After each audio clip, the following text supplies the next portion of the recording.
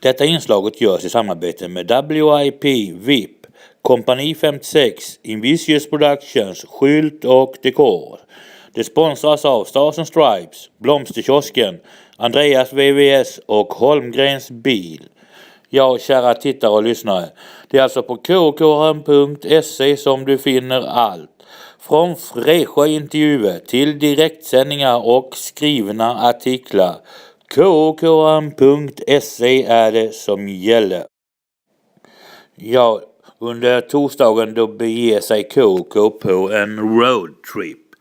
Först ut är Uppsala-laget Almtuna.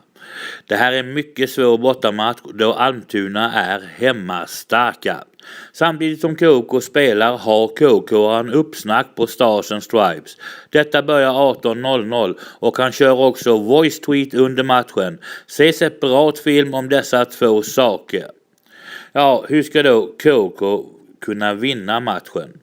Ja, här kommer det att gå undan för Almtuna åker mycket skridskor. Självklart behöver vi åka ännu mer skridskor. Jag vill också säga uppspel som sitter och fungerar mycket bättre än senast på hemmaplan. Jag tror att Alexander Bergström kommer att få en nyckelroll.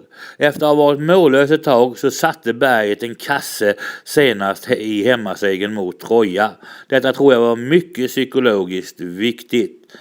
Jag vet att KK vill komma in i ett positivt flow även på bortaplan och jag tror att det finns goda möjligheter för detta.